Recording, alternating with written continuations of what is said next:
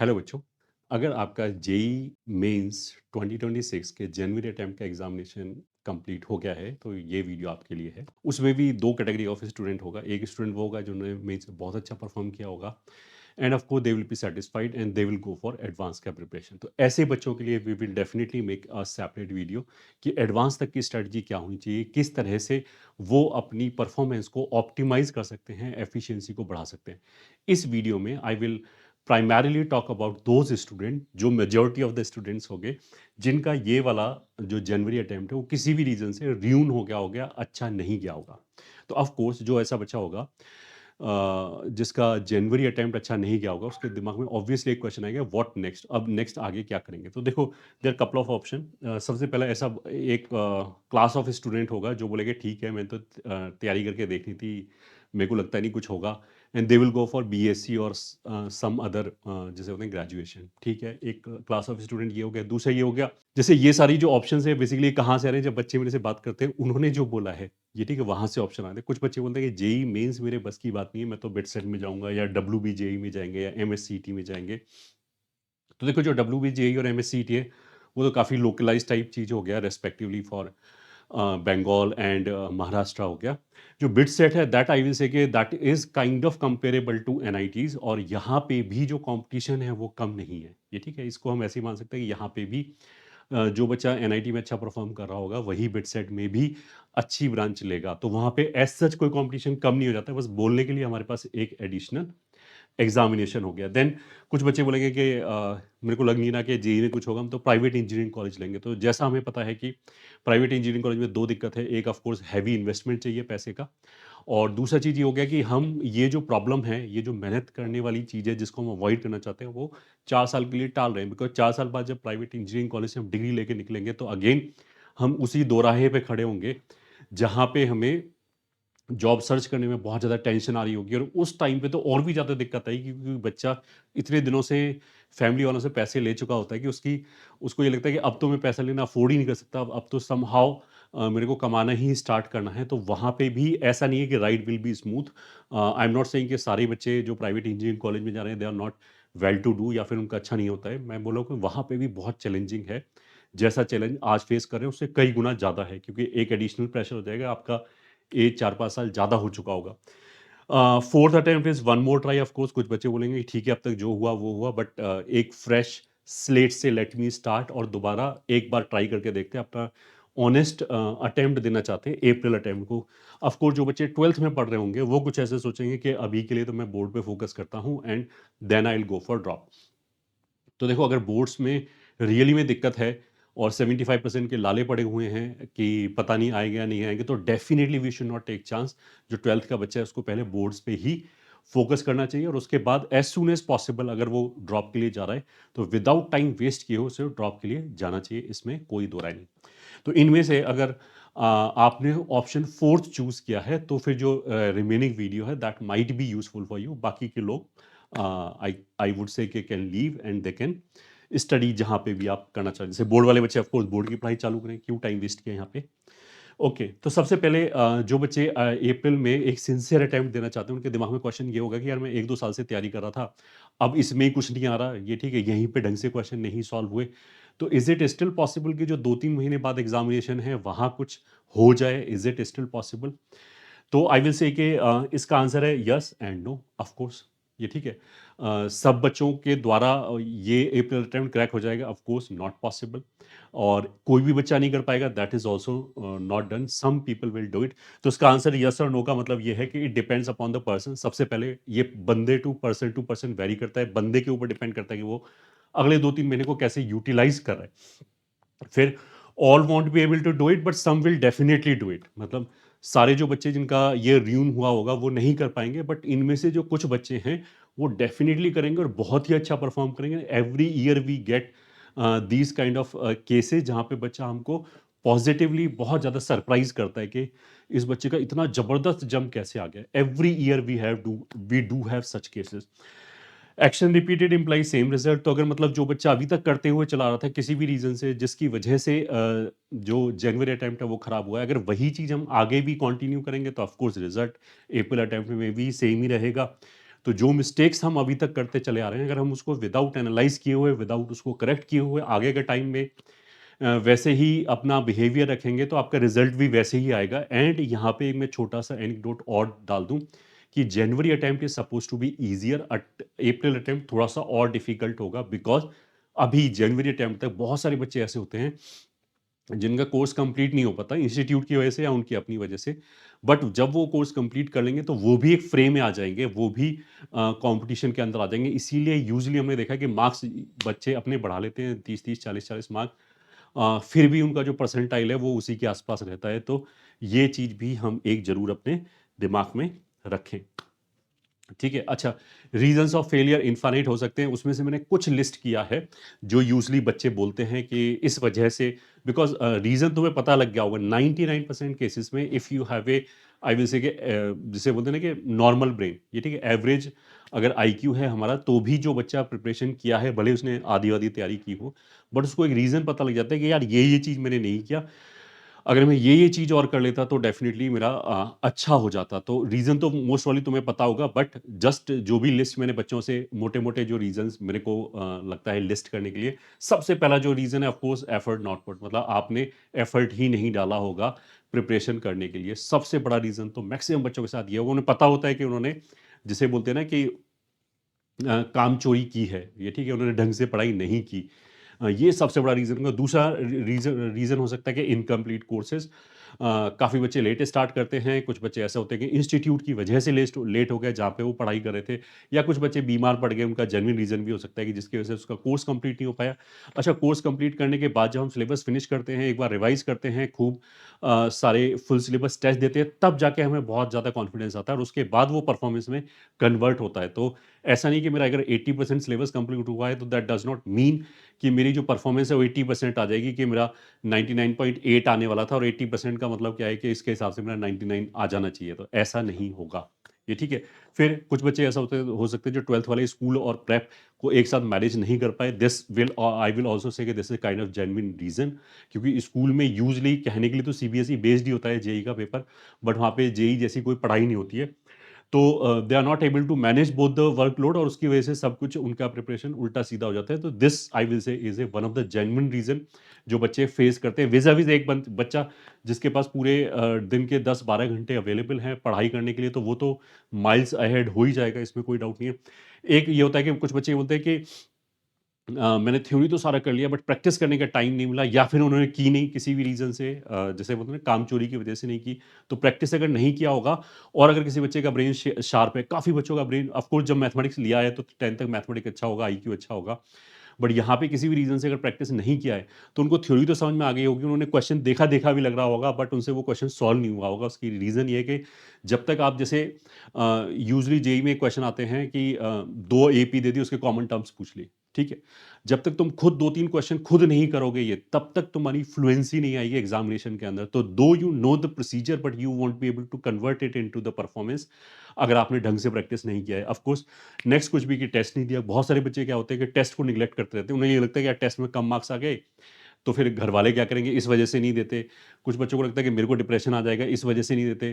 कुछ बच्चे ये सोचते हैं नहीं मैं जल्दी-जल्दी पहले कोर्स निपटा लेता हूँ, टेस्ट बिल्कुल लास्ट में दूँगा। इस तरह की गलती की वजह से भी नॉलेज होते हुए, आईक्यू होते हुए खूब बच्चों ने मेहनत भी की होगी, तो भी अगर उन्होंने ये वाली कमी छोड़ दी तो उनके marks heaven hell and heaven का डिफरेंस आ जाता है इसकी वजह से।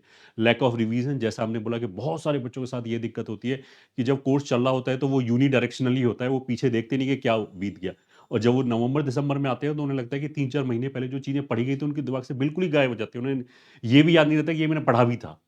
तो ऑफ कोर्स अगर आपको रिवीजन नहीं है, तो भले ही जब पढ़ाया गया था आपको अच्छी तरीके से समझ में आ गया हो, आपने उस टाइम पे प्रैक्टिस की हो क्वेश्चन की, तो भी जैसे-जैसे टाइम प्रोग्रेस करता है वैसे-वैसे वो चीज़ें हमारे दिमाग में हेज़ी होने लगती हैं और पेपर के आस-पास, मतलब नवंबर-दिसंबर के आस-पास अगर कोई रिवीजन स्टार्ट कर रहा है, तो वहाँ पे जिसे बोलते हैं कि इतना पास में एग्ज़ाम आता आ जाता है कि बच्चा पैनिक कर जाता है कि अब तो मैं ये कर ही नहीं पाता। उसका ब्रेन बार-बार उसको बताता है कि टाइम वेस्ट हो रहा है, अब हमारे पास टाइम नहीं है। तो जो उसका फ़ोकस है वो लूज़ हो जाता है, जिसकी वजह से बहुत अच्छी प्रिपरेशन कर की मतलब करने के बावजूद, बहुत ज़्यादा एफर्ट डालने के बावजूद भी they are not able to perform well in mains examination. Next could be good start and then derail. बहुत सारे बच्चों की स्टोरी ये होती है कि शुरू-शुरू में तो वो पंप अप हो गए, बहुत अच्छी उन्होंने तैयारी की होती है, 2-3 महीने अच्छा चलता है, बट किसी भी रीज़न से कुछ गाइडेंस गलत हो सकता है या स्ट्रैटेजी चेंज हो गई या कुछ बच्चों का जेन्युइन रीज़न ये होता है कि वो बीमार पड़ गए, जिसकी वजह से बैकलॉग स्टार्ट हो गया और सारा उनका डिरेल हो गया।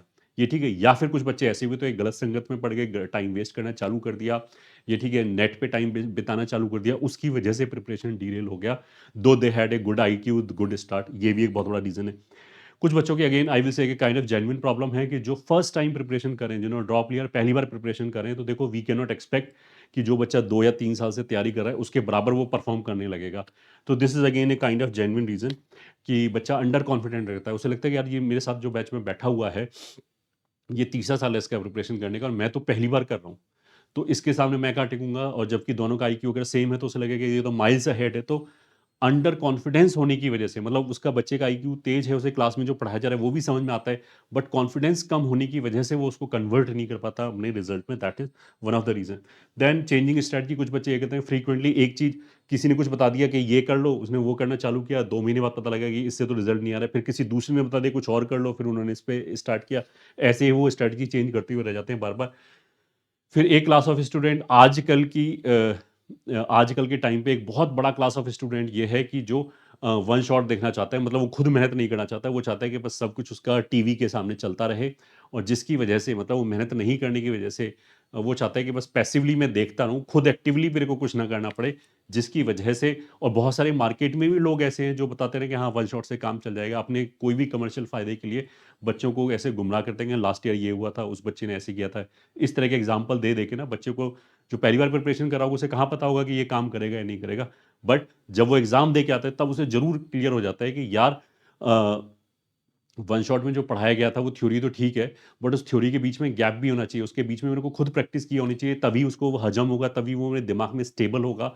तो वन शॉट जैसी जो चीज़ है ना कि 5-6 घंटे लगातार एक वीडियो देख लिया, इट इज़ इक्वल टू कि हम 1 महीने का जो खाना है वो पहले 5 दिन तो रोटी खा लें, अगले 5 दिन केवल दाल पी लें, उससे अगले 5 दिन सब्जी खा लें। इस तरह की चीज़ होगी, दैट इज़ नॉट डन। उससे मतलब बॉडी को कुछ फ़ायदा नहीं होने वाला, बहुत ज़्यादा डैमेज होगा। तो वो जो बॉडी, वो आपकी प्रिपरेशन है उसको डैमेज होगा। अगर आप ये चाहो ना कि पहले मैं 6 घंटे के साथ थ्योरी देख लूँ, बाद में मैं कुछ क्वेश्चन प्रैक्टिस करूँगा, this is not done.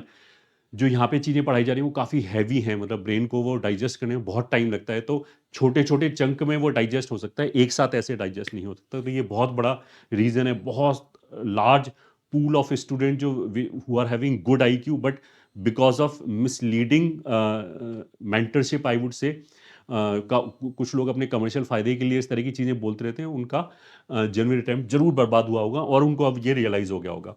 Next is poor attention span. बहुत सारे बच्चे होते हैं, मैं 3 घंटे बैठ ही नहीं पाता, तो पेपर में तो 3 घंटे बैठने का सवाल ही नहीं होता। जब घर में मैं 1 डेढ़ घंटे में उठ के मेरे को बार-बार पानी पीना पड़ता है, घूमना पड़ता है, तो पेपर में बैठ के उनका वो कंसंट्रेशन नहीं बनेगा। इसका सबसे बड़ा reason of course social media है। अगर आप किसी भी तरीके से सोशल मीडिया, चाहे आप बहाना लेने के लिए ये बोलो कि मैं पढ़ने के लिए जा रहा हूँ, वहाँ पे मैं स्ट्रैटेजी सुनने जा रहा हूँ यूट्यूब वीडियोज़ पे, या फिर कहीं पे भी रेडिट पे या टेलीग्राम पे बैठे हुए हैं स्ट्रैटेजीज लेने के लिए, टिप्स लेने के लिए, तो देखो अटेंशन स्पैन अच्छा नहीं होगा, क्योंकि वहाँ जाते तो हम स्ट्रैटेजी के लिए, बट कब हमारी रील चालू हो जाती है, कब 1-2 घंटा निकल जाता है, हमें पता नहीं लगता। और जो हमारा ब्रेन है वो उसके आदी हो जाता है कि उसको लगातार हाई रखने के लिए डिफरेंट टाइप का कंटेंट लगातार चाहिए। हर दूसरे तीसरे मिनट जो स्क्रीन है वो चेंज हो जानी चाहिए।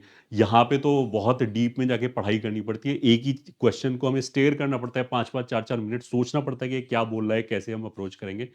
तो that is totally different thing. तो इसलिए बच्चे यहाँ पे परफॉर्म नहीं कर पाते। एक बहुत बड़ा आज की डेट में बीमारी है फ्रॉड मेंटरशिप। बहुत सारे जो बच्चे हैं सो कॉल्ड इंजीनियरिंग करने वाले, जिनको कोई एक्सपीरियंस नहीं है टीचिंग का, ये ठीक है, सिलेक्शन होना is a different thing and being a mentor is a totally different thing. Because जो मेंटरशिप है किसी भी जेई एस्पिरेंट की, वो एक्सपीरियंस से आती है। और एक्सपीरियंस कहाँ से आते हैं? जब सालों तक बच्चे टीचर पढ़ाता है डिफरेंट टाइप के बच्चों को, डिफरेंट मेंटालिटी के बच्चों को, उनकी डिफरेंट कैपेबिलिटी होता है, डिफरेंट टाइम अवेलेबिलिटी होता है, डिफरेंट डेडिकेशन होता है, डिफरेंट आईक्यू होता है, इतने सारे पैरामीटर्स पे जब देखता है, देन उसके ब्रेन में हर तरह के बच्चे के लिए एक स्ट्रैटेजी बनता है कि इसको ऐसे करना चाहिए, इसको ऐसे करना चाहिए, तो बेस्ट रिजल्ट आएगा। उसने सारे तरह के फेलियर और जो बोलते हैं सक्सेस देखे हुए होते हैं।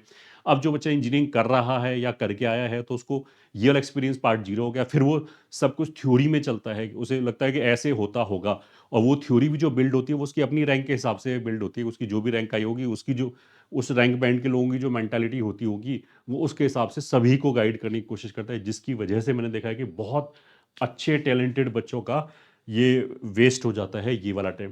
देन शैलो लर्निंग हो गया, क्राउड बैच हो गया, मतलब बहुत सारे बच्चे ऐसा है कि एक ऐसे बैच में एडमिशन ले लिया जहाँ पे एक्टिंग की जा रही है पढ़ने की, ये ठीक है, वहाँ पे बहुत सारे बच्चे हैं, हर तरह की बातें चल रही हैं, हाँ हाँ ही चल रही है, डिफरेंट तरह की बात चली है, कोई कुछ बोल रहा है कि सर अपना एक्सपीरियंस बता दो, कोई जैसे बोलते हैं ना कि गर्लफ्रेंड बॉयफ्रेंड इस तरह की बातें चल रही है, बस पढ़ाई वहाँ पे मिसिंग है, ये ठीक है। अब कहने के लिए जो टीचर है वहाँ पे सॉल्व कर रहा होगा, थ्योरी लिख रहा होगा, बट जिसे बोलते हैं knowing a fact and understanding a fact are totally different thing. तो इसी में शैलो लर्निंग में क्या होता है कि आपके सामने क्वेश्चन सॉल्व कर दिया होगा, आपको वो स्टेप समझ में भी आ गया होगा, बट वहाँ पे बिकॉज़ जो क्लास का एनवायरनमेंट है वो इतना नॉन सीरियस है कि बच्चे के पास वो टाइम नहीं मिलता, डेप्थ नहीं मिलता, क्योंकि जो मेजॉरिटी ऑफ द बच्चा है उस क्लास में वो वहाँ पे मज़े लेने ही आया हुआ है, कोई पढ़ने के लिए नहीं आया हुआ है। तो ऐसे बैच में आई विल से कि अगर बच्चा सीरियस नहीं है तो उनको ज़बरदस्ती किसी को नहीं पढ़ाया जा सकता, किसी को भी नहीं सेलेक्ट किया जा सकता।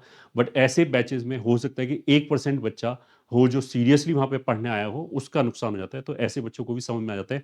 ऐसे बच्चे ही बोलते हैं कि मेरे को थ्योरी तो पता है बट क्वेश्चन सॉल्व नहीं होता। उसका सबसे बड़ा रीज़न ये है कि आपने जब थ्योरी पढ़ाई जा रही तो उसको डेप्थ में पढ़ा ही नहीं।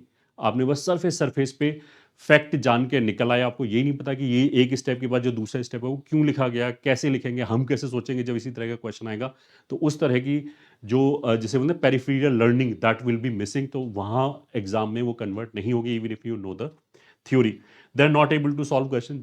ये मैंने बोला इसका सबसे बड़ा रीज़न यही है कि हमने इन डेप्थ समझा नहीं होगा, बस जाना है कि ये एक फॉर्मूला होता है बट उसको अंदर तक हमने समझा नहीं है कि डेप्थ इन डेप्थ लर्निंग नहीं है। फिर एक हैफ़-हैज़र्ड प्रिपरेशन होती है कि और कि मतलब कभी कुछ पढ़ लिया, कभी कुछ छूट गया, कभी 2 सब्जेक्ट हमने ट्राई किए तो तीसरा छूट गया। इस तरीके से बच्चा, बहुत सारे बच्चे ऐसे हैं कि पूरे साल वो मेहनत करते रहते हैं लगातार, बट लास्ट में उनका रिजल्ट अच्छा नहीं आ पाता है क्योंकि अलाइंड और एक सिस्टमैटिक वे में उनकी स्टडी नहीं होती है। ठीक है, तो ये तो देखो हमने प्रॉब्लम गिना दिया। अच्छा, और भी है 16 16th जो रीज़न है दैट कुड बी कि इंस्टीट्यूट की वजह से ही दिक्कत है। अब इंस्टीट्यूट की वजह से दिक्कत क्या हो सकती है, बहुत सारे इंस्टीट्यूट में सिलेबस ही कंप्लीट नहीं होता। बहुत सारे इंस्टीट्यूट में जो छोटे छोटे शहरों में इवन जो नेशनल ब्रांड है वहाँ पे, अब ये बहुत ही फ्रीक्वेंटली मेरे को बच्चों से सुनने के लिए मिलता है कि हमारे केमिस्ट्री के टीचर ही छोड़ के चले गए, 2 महीने तक केमिस्ट्री क्लास नहीं हुई, या फिजिक्स की क्लास 2-2 हो रही हैं, फिर जब केमिस्ट्री के टीचर आए तो उन्होंने एक साथ सारी केमिस्ट्री पढ़ा दी। इस तरह की चीज़ें होती हैं, या फिर उसके बैच में मतलब वही अच्छा बच्चा है, जैसे छोटे शहर में क्या होता है कि 2-3 ही अच्छे बच्चे होते हैं, जो सेलेक्ट होने के पोटेंशियल पे होते हैं। अब उनको लिए सेपरेट बैच तो नहीं बनाया जा सकता, तो उनके लिए एक नॉर्मल बैच में उनको रख दिया जाता है। तो बाकी बच्चों को खुश रखने के लिए, ताकि उनकी इंस्टॉलमेंट बराबर आती रहे, इंस्टीट्यूट क्या करता है कि जो टेस्ट है उसको बहुत मेलो डाउन कर देता है, मतलब वो बोर्ड के लेवल पे ले आते हैं, बस बोर्ड से थोड़ा सा ऊपर। तो वहाँ पे जो बच्चे पढ़ रहे होते हैं उन्हें लगता है कि मार्क्स तो अच्छे आ रहे हैं, जेई में इतने मार्क्स पे ये होता है।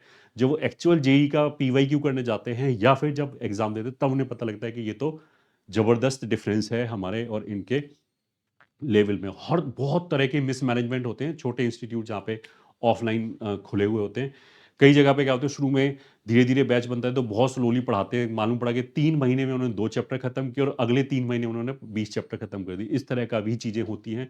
तो ईच एंड एवरी टाइप की जो प्रॉब्लम होती है वो कुछ-कुछ बच्चों को वो फेस करनी पड़ती है डिफरेंट, तो that could also be the reason.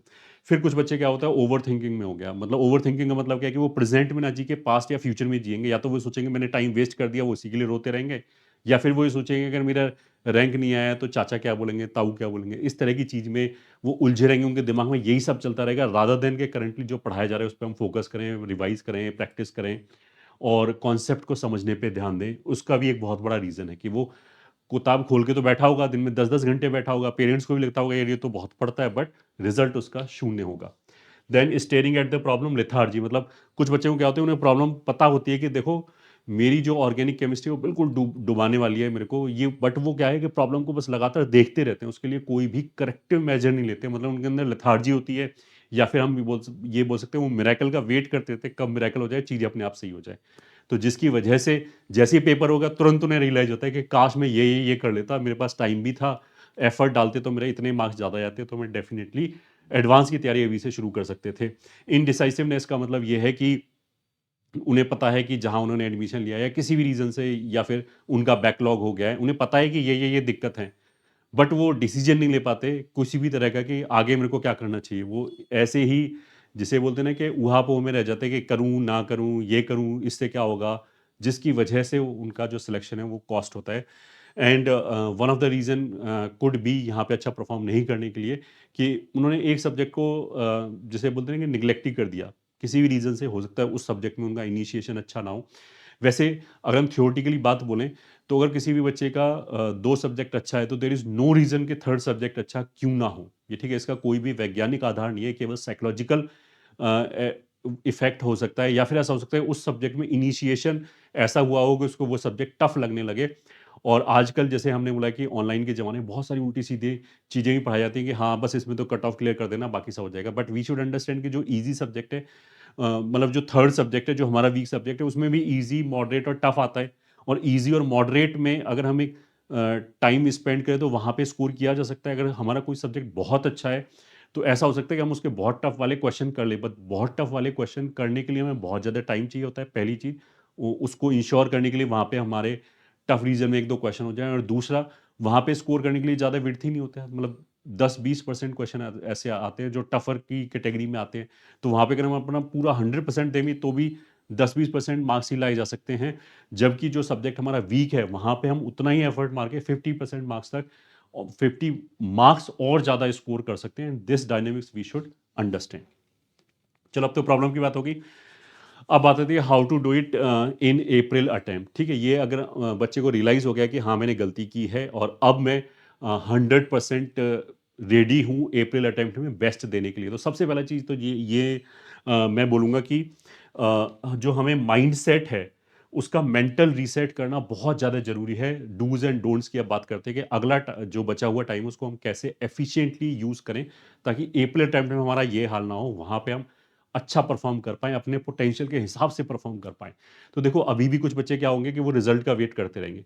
अब जो रिज़ल्ट आएगा वो 12-13 फ़रवरी के आसपास आएगा। उसका मतलब क्या है कि अभी से लेके 12-13 फ़रवरी तक ऑन एन एवरेज 15 दिन हमने वेस्ट कर दिए, जबकि हमारे पास टोटल 50 दिन बचे होंगे, 60 दिन बचे होंगे। ये ठीक है? मतलब मोटा-मोटा हम बोल सकते हैं कि फ़रवरी प्लस मार्च, ये ठीक है? अप्रैल में तो फिर वो वाली वाइब चालू हो जाएगी हमारी कि बस एग्ज़ाम आ गया। तो 50 दिन में से अगर हमने 15 दिन वेस्ट कर दिए तो हमने एक बहुत बड़ा पोर्शन तो ऑलरेडी सैक्रिफाइस कर दिया। तो ये वही इनडिसाइसिवनेस है। मतलब कुछ बच्चे अभी भी नहीं सीखेंगे। वो अपने दिमाग में सोचेंगे नहीं इस बार मैं सब कुछ सही करूँगा, जो भी मैंने गलतियाँ हैं वो सही कर देंगे, बट वो फिर इसी चक्कर में फँस जाएँगे कि वो पहले वेट करते रहेंगे। मतलब दो दे नो द रिज़ल्ट कि क्या रिज़ल्ट आने वाला है, फिर भी वो रिज़ल्ट को देखने के लिए वेट करते रहेंगे कुछ भी करने से पहले। मतलब ये वही लेथार्जी है कि कुछ भी करेक्टिव एक्शन, प्रोएक्टिव एक्शन लेने की बजाय हम बैठ के वेट करते हैं कुछ मिरेकल हो जाएगा and I will be suddenly able to perform well. तो सबसे पहले हमें प्रॉपर मेंटल रीसेट करने की ज़रूरत है और हमें प्रोएक्टिव होना चाहिए, ठीक है? और प्रोएक्टिव होने के लिए अगर मान लिया लेथार्जी आती है, कोई बच्चा बोलता है कि नहीं 12 घंटे पढ़ के तो मैं थक जाता हूँ, तो अपने फूड पे ध्यान दो, प्रॉपर फूड लो। अपने जो जो हमारी दिनचर्या है उसको बिल्कुल डिसिप्लिन वे में इतने बजे उठना है, इतने बजे सोना है। अगर हमने ये कर लिया, आपकी efficiency same number of studying hour में आई वुड से कम 30-40% बढ़ जाएगी। आपको ज़्यादा समझ में आएगा और वो जो बर्डनसम है वो कम लगेगा। सेकंड थिंग इज़ काम योर माइंड, ठीक है? अब पास्ट और उससे निकल के हमें अपना माइंड कूल करना चाहिए। What you have in your hand उसी पे फोकस करना चाहिए, बाकी दूसरों से कंपैरिजन नहीं करना चाहिए।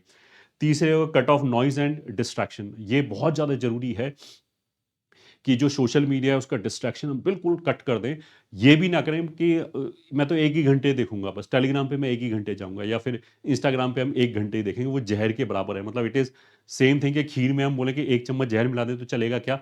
उतना ही यहाँ पे सोशल मीडिया पे टाइम वेस्ट करना चलेगा, क्योंकि जो टाइम वेस्ट हो रहा है वो तो हो ही रहा है, बट उसकी जो नॉइज़ है, वो जो भी रील्स वगैरह बनाई जाती है वो एडिक्टिव बनाई जाती हैं। वो एल्गोरिदम ऐसी होती है कि बच्चे के दिमाग में वो चलता ही रहे। तो जब पढ़ रहे होगे तो भी वही सारी चीज़ें चल रही होंगी, नोइंगली और अननोइंगली, फिर आपका 100% नहीं आएगा। देन हार्ड वर्क, कंसिस्टेंसी और डिसिप्लिन, जैसा मैंने बोला ये सभी चाहिए। शुरू में कुछ बच्चे पंप अप होके हार्ड वर्क करेंगे बट वो 10 दिन बाद फिर फुस हो जाएँगे, तो कंसिस्टेंसी भी चाहिए।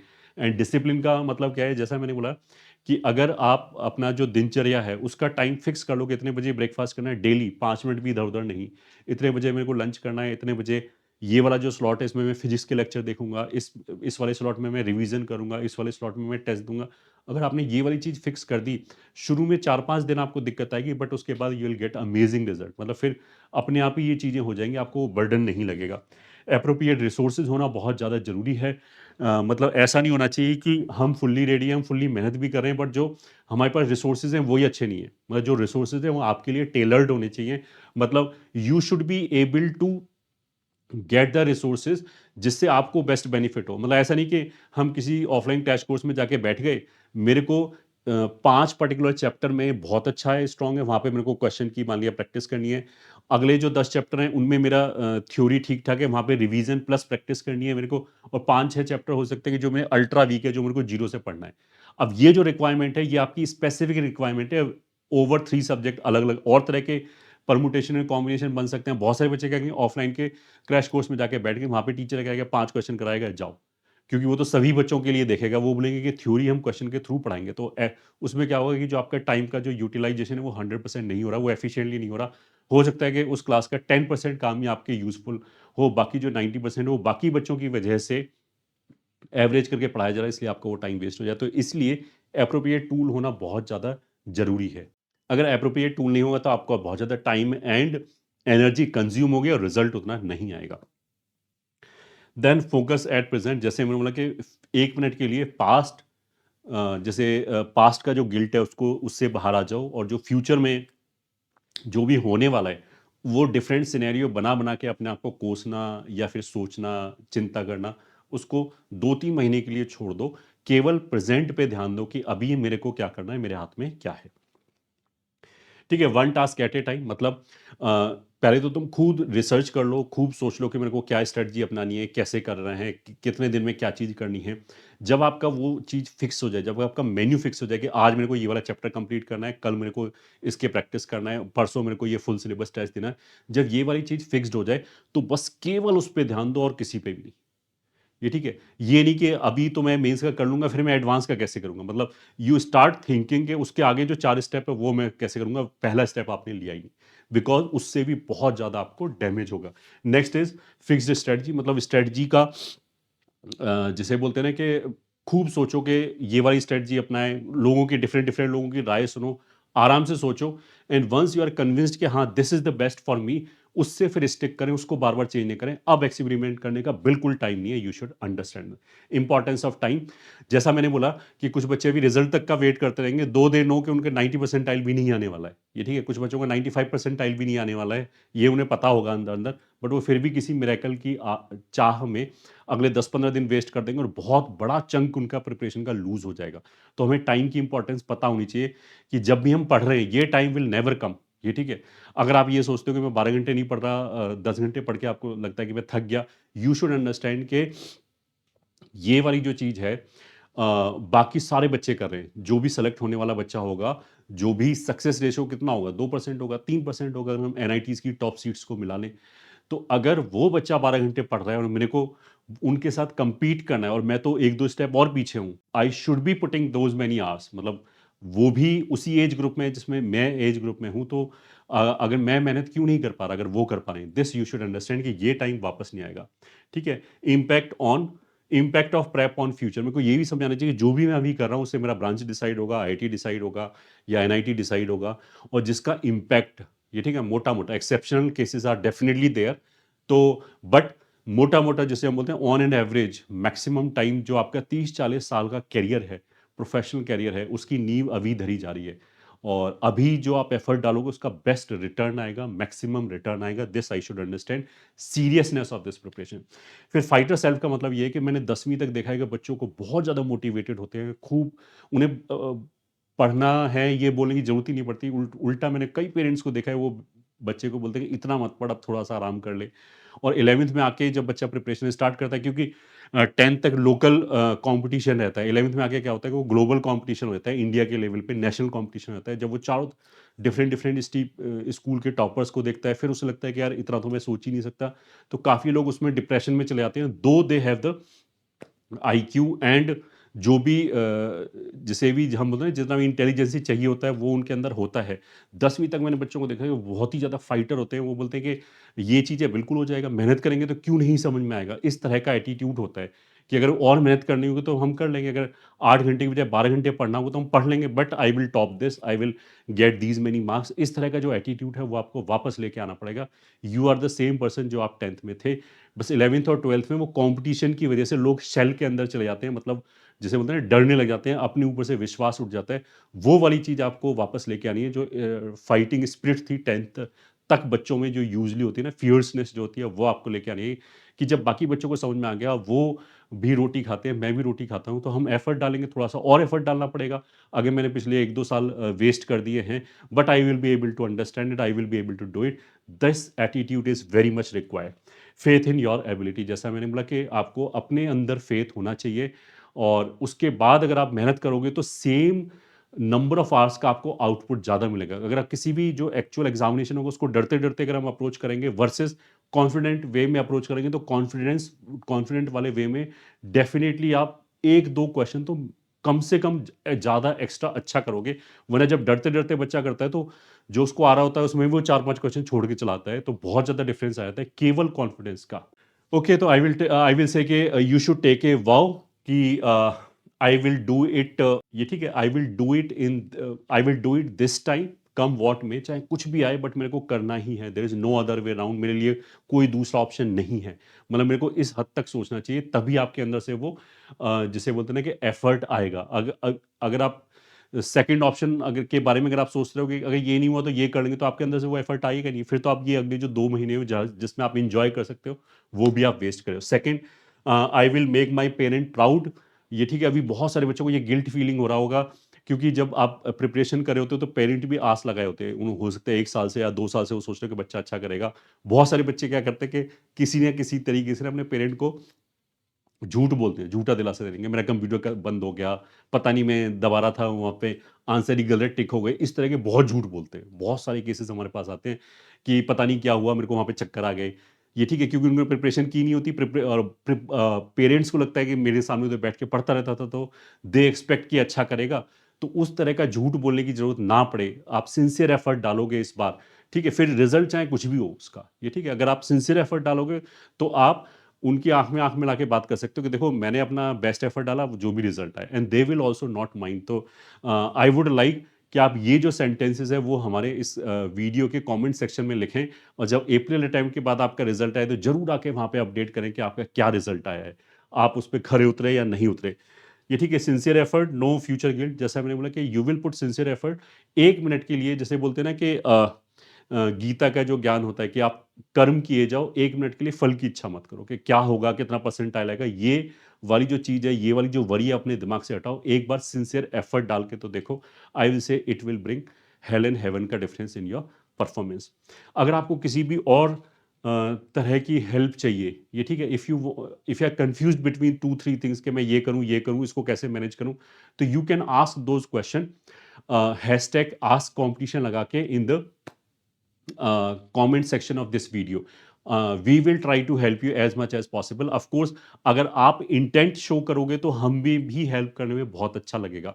बट बहुत सारे बच्चे ऐसे होते हैं कि जो उल्टे सीधे कमेंट करते जाएंगे और वो मेहनत नहीं करेंगे, ये ठीक है, उनका तो कोई हेल्प नहीं कर सकता। बट अगर आपका इंटेंशन क्लियर है, आपका इंटेंशन नोबल है, you really want to work hard, तो फिर कमेंट सेक्शन में आप लिख के पूछ सकते हो कि आपकी क्या प्रॉब्लम है और आप क्या क्वेश्चन है। बी स्पेसिफिक, और जितना भी डिटेल दे सकते हैं, ये ठीक है, वो देना चाहिए कि आपकी कौन सी क्लास में हो और क्या-क्या आपने कंप्लीट कर रखा है। कुछ बच्चे ये बोलते हैं कि मेरा मैथ अच्छा नहीं है, अब क्या करूँ? ये ठीक है, this is not a question. आपने बैकग्राउंड जब तक नहीं दिया, इसका कोई आंसर नहीं दे सकता। ये तो केवल टाइम पास करने के लिए आंसर दिया जा सकता है। तो इसलिए अगर आप स्पेसिफिक क्वेश्चन पूछोगे, जो बच्चे ने प्रिपरेशन किया होगा, जिसका ठीक-ठाक आईक्यू होगा, ही वुड नो कि उसे क्या चीज़ चाहिए, कहाँ दिक्कत आ रहा है, तो वो आपको एक्सप्लेन करना पड़ेगा। Know journey question. अच्छा, जहाँ पे भी आप पढ़ रहे हो, इफ़ यू थिंक कि आपके पास प्रॉपर रिसोर्सेज़ हैं एंड यू नो के how to strategize, then well and good, best of luck with your preparation. But अगर आप टीम कॉम्पिटिशन के साथ प्रिपरेशन करना चाहते हो तो during this we will have 3 courses, that is C cube, competition crash course ये उन बच्चों के लिए जिनको पूरा सिलेबस करना है एक सब्जेक्ट में या 3 सब्जेक्ट में। दूसरा हो गया चैम्प, ये मेंस का रिवीजन वाला प्रोग्राम है। मतलब कोर्स आपने कर रखा है बट लैक ऑफ रिवीजन की वजह से परफॉर्मेंस अगर नहीं आया तो champ is the best thing. And UTS is ultimate test series. बहुत सारे बच्चे क्या करते हैं कि टेस्ट नहीं देते हैं, तो थ्योरी आते हुए भी वो वहाँ पे परफॉर्म नहीं कर पाते हैं, या फिर डिफरेंट शिफ्ट में डिफरेंट डिफरेंट डिफिकल्टी लेवल के पेपर होते हैं, तो उनको वो हैंडल करना नहीं आता जो उनकी शिफ्ट में पेपर आया होगा। तो उसके लिए यूटीएस है। मैं अपनी टीम से बोलूँगा कि इनके बारे में जो डिटेल में जो फीस है, कब से, मतलब स्टार्ट तो सभी 25 जनवरी से स्टार्ट हो रहा है, तो उसका एक स्लाइड लगा देंगे और इनके डिटेल्ड वीडियो का लिंक हम डिस्क्रिप्शन में दे देंगे। जो बच्चा इंटरेस्टेड है वहाँ पे वो डिटेल्ड वीडियो देख सकता है कि क्या कॉन्सेप्ट है, कैसे पढ़ाया जाएगा एंड सो ऑन। तो I hope you will be using these to the fullest. And जो भी टाइम बचा है उसको आप वेस्ट नहीं करोगे, पॉजिटिवली आप, ये ठीक है, पॉजिटिव माइंडसेट के साथ इस बचे हुए टाइम को आप अप्रोच करोगे। All the very best.